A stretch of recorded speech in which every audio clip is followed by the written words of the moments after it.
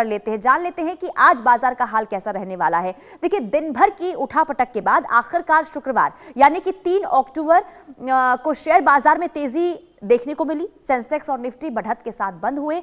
Sensex में 0.8% यानी कि 223.86 अंक की तेजी देखी गई और 81,207.17 अंक पर बंद हुआ, जबकि निफ्टी 0.23% की बढ़त के साथ और यानी कि 24,894.25 अंक पर बंद हुआ। तो देखिए, लगातार बीते हम एक हफ्ते से देख रहे थे कि जो बाजार है, जो शेयर बाजार है, वहां पर क्या स्थिति बनी हुई थी। लगातार उठापटक की स्थिति देखने को मिल रही थी और यही वजह है कि जो इन्वेस्टर्स हैं उनके अंदर थोड़ी ना चिंता का विषय जरूर देखने को मिल रहा था, लेकिन शुक्रवार को अच्छे संकेत देखने को मिले हैं। एक रिपोर्ट के जरिए आपको दिखाते हैं कि बीते हफ्ते आखिर क्या स्थिति बाजार की देखने को मिली।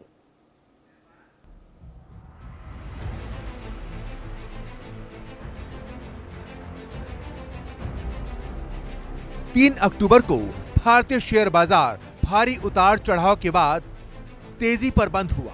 सेंसेक्स और निफ्टी बढ़त के साथ बंद हुए।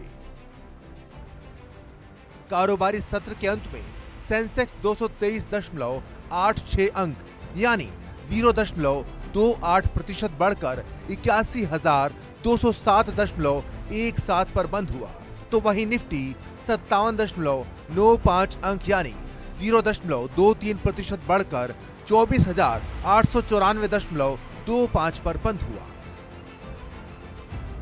शुक्रवार को करीब 2,592 शेयर्स में तेजी, जबकि 1,411 शेयर्स में गिरावट दर्ज की गई और 132 शेयर्स में कोई बदलाव नहीं हुआ।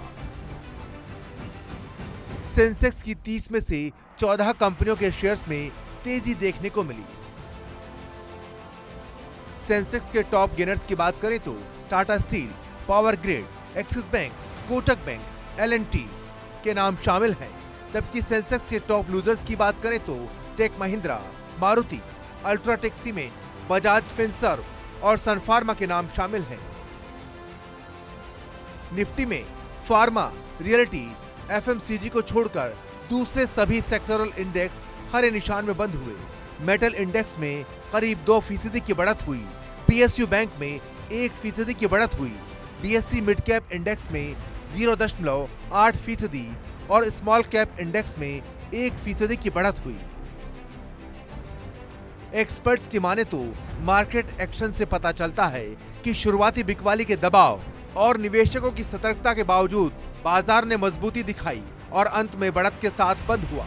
इससे पता चलता है कि निवेशकों को अभी भी मौजूदा क्रेडिट ग्रोथ की कहानी पर भरोसा है और वो मेटल और बैंकिंग जैसे सेक्टर्स को लेकर बुलिश हैं। मौजूदा इकोनॉमिक साइकिल में इनसे अच्छा प्रदर्शन करने की उम्मीद नजर आ रही है।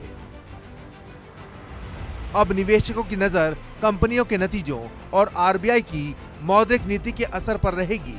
कुल मिलाकर बाजार का रुझान सतर्कता बनाए हुए तेजी का है। Business desk, India news. और हमारे साथ फाइनेंस एक्सपर्ट विनोद रावल जी जुड़ चुके हैं। बहुत स्वागत है आपका इंडिया न्यूज पर सर। बीते एक हफ्ते में हमने देखा मार्केट में क्या स्थिति बनी थी, उतार चढ़ाव के हालात देखने को मिले थे, लेकिन शुक्रवार को भले ही अच्छा संकेत जरूर देखने को मिला था। बढ़त के साथ शेयर बाजार बंद हुआ। आज कैसा रहेगा बाजार का हाल? नमस्कार जी। देखिए, अगर बाजार की आज हम अगर बात करते हैं तो बाजार जिस तरह से शुक्रवार को बढ़त के साथ बंद हुआ था, मुझे लगता है कि आज वो थोड़ा सा जो ट्रेंड है वो जारी रहेगा। भले ही उतना बड़ा ना हो, लेकिन शुरुआती जो है, हालांकि इंटरनेशनल बाजारों को अगर देखा जाए तो जापान थोड़ा सा पॉजिटिव दिखा रहा है और गिफ्ट निफ्टी भी आज पॉजिटिव 10 पॉइंट्स दिखा रहा है, आपने अभी दिखाया। तो उसको देखते हुए लगता है कि थोड़ा सा बाजार जो है ऊंचाई को छुएगा, पर बहुत ज्यादा नहीं, पर उम्मीद है कि थोड़ा सा प्लस के साथ खुलेगा, हरियाली में रहेगा। बिल्कुल। और इन्वेस्टर्स, क्योंकि देखिए उनके लिए चिंता का विषय जरूर था। बीता एक हफ्ता हमने देखा था काफी चिंतित वो नजर आ रहे थे, लेकिन अगर जो इन्वेस्टर्स आज शेयर मार्केट में इन्वेस्ट करना चाहते हैं तो कौन सा वो सेक्टर होगा और क्या सही लगाना, अभी इन्वेस्ट करना सही समय है? देखिए पुनीता जी, जहां तक इन्वेस्टमेंट की बात है, इन्वेस्टमेंट का कोई समय नहीं होता। जब भी मौका लगे इन्वेस्ट कर देना चाहिए। बाजार हमेशा रिटर्न देता है। जहां तक आपने सेक्टर्स की बात कही, देखिए सेक्टर्स को चूज करने का एक तरीका ये भी है कि आप अपने आसपास देखिए क्या बढ़ रहा है और वो बढ़ेगा। जैसे एनर्जी को अगर आप देखें तो आज एनर्जी जो है हमारे आसपास एक बदलाव दे रही है, उसके अंदर उस सेक्टर में बहुत अच्छा पैसा बनेगा, क्योंकि एक जो चेंज आ रहा है, जिस तरह से आर्टिफिशियल इंटेलिजेंस से और कंप्यूटिंग का मेथड चेंज हो रहा है, मेटल्स पे चेंज आ रहा है, आपके बेस मेटल्स में बदलाव है, क्योंकि गाड़ियां सस्ती हो रही है, तो गाड़ियां सस्ती तो डिमांड बढ़ रही है। उसके साथ साथ आईटी सॉफ्टवेयर थोड़ा सा नजर रखने की जरूरत है, क्योंकि ट्रेडिशनल से हट करके मैंने कहा कि आप आईटी कंप्यूटिंग और आर्टिफिशियल इंटेलिजेंस जिस तरह से चेंज हो रहा है, चिप टू शिप की जब आप बात करते हैं सेमीकंडक्टर्स की, तो उस सेक्टर में फर्क आता है। बैंक्स, क्योंकि बैंक्स का बहुत बड़ा रोल है इंफ्रास्ट्रक्चर में इन्वेस्ट करने के लिए, तो बैंकिंग सेक्टर सबसे इंपॉर्टेंट है जिस पर नजर रखने की जरूरत है। और सबसे जो लास्ट में जो बहुत तेजी दिखा रहा है, जिसके बारे में सबसे ज्यादा बात की जाती है, वो है प्रेशियस मेटल, सोना और चांदी। जिस तरह से सोना और चांदी में बढ़त है और एक साल के अंदर अच्छा रिटर्न उसने दिया है, मुझे लगता है कि अभी आगे जारी रहेगा और ये पांचों सेक्टर्स जो हैं आपको बहुत अच्छे रिटर्न्स दे सकते हैं। लेकिन सर, ये जो बाजार में इस वक्त हम देख रहे हैं अप्स एंड डाउन्स की जो स्थिति बनी हुई है, इसकी वजह आप क्या मानते हैं? हालांकि आज के संकेत तो आपने अच्छे दिए हैं, लेकिन आगे वाले दिनों के लिए यानी कि लॉन्ग टर्म के हिसाब से हम देखें तो कैसा रहेगा बाजार का हाल? देखिए पुनीता जी, इतना तो आप मानेंगे कि इस वक्त बाजार जो है बहुत सारी उलझनों के साथ जूझ रहा है, जिसके अंदर टैरिफ एक मुद्दा है, यूएसडी के रेट्स एक इशू है, क्रूड के प्राइसेस का आप देखिए, एफआईआईज लगातार विड्रॉ कर रहे हैं, लेकिन डीआईआईज उससे ज्यादा इन्वेस्ट कर रहे हैं। तो यूएस का जो इंटरेस्ट रेट है, जो सबसे अच्छा पार्ट है, वो देखिए रेपो रेट को जिस तरह से नहीं बदला गया, उसका एक पॉजिटिव दिखाई दिया, और जीएसटी 2.0 जो है वो अपना असर दिखा रहा है। तो ये कुछ कारण है जो बाजार में वॉलेटिलिटी लाते हैं, क्योंकि स्टॉक मार्केट जो है वॉलेटिलिटी से यहां से क्रिएट करता है। तो ये सब चीजें हैं जो बाजार को चला रही है। बाकी इसमें घबराने की कोई ऐसी जरूरत नहीं है, इन्वेस्टिंग टाइम है, हर डिप पर इन्वेस्ट कीजिए। लॉन्ग टर्म के लिए बाजार बहुत अच्छा है, इसमें किसी तरह का कोई सोचने की किसी को आवश्यकता नहीं। बिल्कुल लॉन्ग टर्म के लिए अच्छा है, लेकिन कहीं ना कहीं देखिए हमने जो हालात देखे थे पिछले सप्ताह, उससे लेकर जरूर देखिए कहीं ना कहीं चिंता की स्थिति जरूर देखने को मिली थी विनोद जी। लेकिन अगर हम बात करें कि देखिए इन्वेस्टर्स के लिए आपने बताया कि जब चाहे वो इन्वेस्ट कर सकते हैं, सेक्टर्स की आपने भी जानकारी दे दी, लेकिन अब ये बताइए, क्योंकि देखिए बाजार पर अगर हम फोकस करते हैं, खास करके जो हमने बीते दिनों देखा था कि H1B वीजा का असर था, इसके अलावा जो ट्रंप की तरफ से टैरिफ लगाया गया था, इसका भी असर मार्केट में देखने को मिला था। अब जीएसटी की अगर हम बात करें, जीएसटी का कितना असर, क्योंकि आपने कहा कि जीएसटी का असर देखने को मिल रहा है, लेकिन जीएसटी का जो ये असर है, ये बाजारों पर कितने अंतराल तक देखने को मिल सकता है?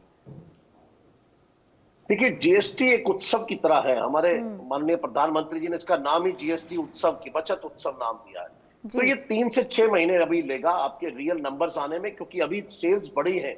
जिस तरह से सेल्स बढ़ी है तो उससे कंपनियों की प्रॉफिटेबिलिटी बढ़ेगी, तो डोमेस्टिक कंपनियां जो है वो बड़ी बनने जा रही हैं, जो इंटरनेशनल बाजार में अपनी जो है पहचान बनाने जा रही है। तो इसका असर आने वाले अगले क्वार्टर में या उससे अगले क्वार्टर में हमको देखने को मिल जाएगा। और जहां तक मैं समझता हूं कि जो जीएसटी का असर है 1% जीडीपी के रेट को बढ़ा सकता है, और ऑलरेडी जो है हमारा जीडीपी 6.5 से 6.8 कर दिया गया है।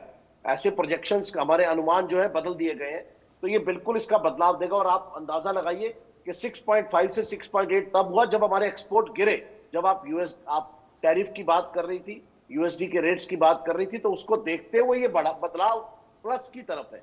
तो ये अपने आप में बताता है कि जीएसटी से हमें अच्छा जो रिजल्ट्स हैं वो देखने को मिल रहे हैं, और मुझे उम्मीद है कि 1 से 1.25% के बीच में जीडीपी जो है इससे प्लस होगा, क्योंकि उससे लिक्विडिटी बढ़ेगी, मार्केट पे पैसा बढ़ता है, और वो पैसे का जो बदलाव है उसकी वजह से डिमांड्स के अंदर वो ऑलरेडी दिखना शुरू हो गया है। आप देखिए पिछले 10 साल के अंदर, कल ही मैं रिपोर्ट पढ़ रहा था कि पिछले डिकेड में सबसे ज्यादा त्योहारों की मांग जो है पिछले 10 दिन में नवरात्रों में रही। तो अभी तो त्योहार शुरू हुए हैं और इसका असर मुझे लगता है बाजारों में देखने को मिलेगा। आने वाला वक्त बहुत पॉजिटिविटी दे रहा है, किसी तरह की कोई नेगेटिविटी की कोई संभावना दिखाई नहीं देती। ठीक है, बहुत शुक्रिया विनोद रावल जी तमाम जानकारी देने के लिए। कुल मिलाकर देखिए अभी जिस तरीके से संकेत मिले